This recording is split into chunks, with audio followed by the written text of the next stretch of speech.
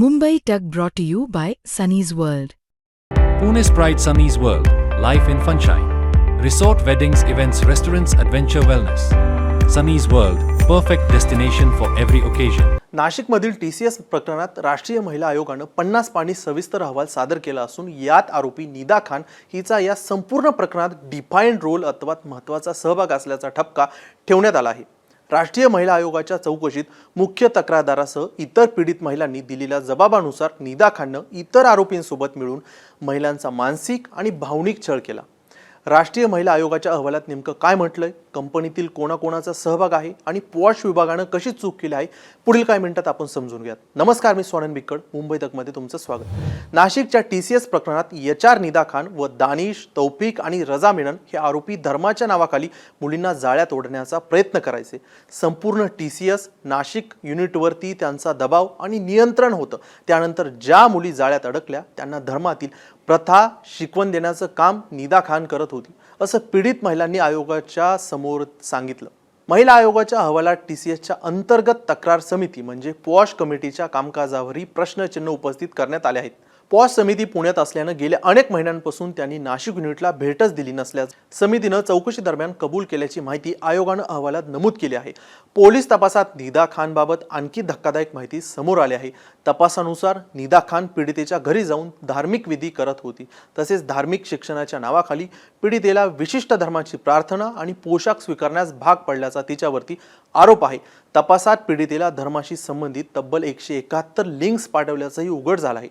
धार्मिक व्हिडिओ आणि ऑनलाईन कंटेंटच्या माध्यमातून मतपरिवर्तनाचा प्रयत्न झाल्याचा संशय पोलिसांनी व्यक्त केला असून या लिंक्स नेमक्या कुठून पाठवल्या गेल्या याचा तपास सुरू आहे। पीडितेला विशिष्ट पद्धतीने प्रार्थना आणि वर्तन करण्यासही बाध्य केल्याचं तपासात समोर आलं आहे। दरम्यान निदा खानला 24 मे पर्यंत न्यायालयीन कोठडी सुनावण्यात आली आहे।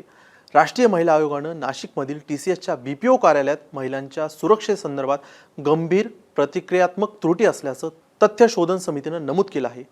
पॉश कायद्याचं शून्य पालन झालं असल्याचं देखील समोर आलं आहे। कार्यालयात लैंगिक छळ प्रतिबंधक कायद्याने पूर्णपणे उल्लंघन झाल्याचं आढळून आलं आहे। तक्रार निवारण यंत्रणेचा अभाव असून अहवालात देखील असं स्पष्ट नमूद करण्यात आलं आहे।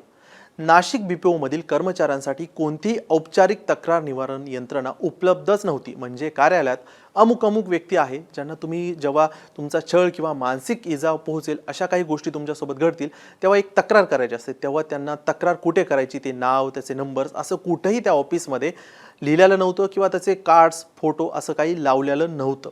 तसेच या कार्यालयात सुरक्षा कॅमेरे CCTV बसवले होते, मात्र ते बंद अवस्थेत असल्याचं तपासात स्पष्ट झालं आहे। या व्यतिरिक्त नाशिक कॅम्पसमध्ये विषारी वातावरण असल्याचं अहवालात नमूद करण्यात आलं आहे।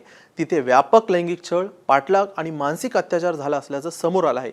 या सर्व गोष्टी घडत असताना वरिष्ठ कर्मचाऱ्यांनी कार्यालयावर प्रभावी नियंत्रण मिळवलं होतं आणि असुरक्षित महिला कर्मचाऱ्यांना लक्ष करून त्यांचा छळ केला जात होता आणि ज्यांनी आवाज उठवण्याचा प्रयत्न केला अशा महिला कर्मचाऱ्यांना नोकरीवरून काढून टाकण्यात आलं किंवा त्यांची बदली करण्यात आली, तर आरोपींना अटक होईपर्यंत ते पदावरती कायम होते, असं हे धक्कादायक महिला आयोगाच्या अहवालातून समोर आलं आहे। तसेच तपास समितीला धार्मिक दडपणुकीचे पुरावे मिळाले। आरोपी महिला कर्मचाऱ्यांना हिंदू पौराणिक कथा परंपरांना कमी लेखून स्वतःच्या धर्माची श्रेष्ठता सांगत असं एक वातावरण तयार करायचे, असं देखील अहवालात आता स्पष्ट म्हटलेलं आहे। आता महिला आयोगाच्या अहवालानंतर आता या संदर्भात TCSच्या अनेक तपासाला वेग येणार आहे। बाकी नाशिकच्या TCS प्रकरणातील वेळोवेळी अपडेटसाठी तुम्ही पाहत राहा मुंबई तक।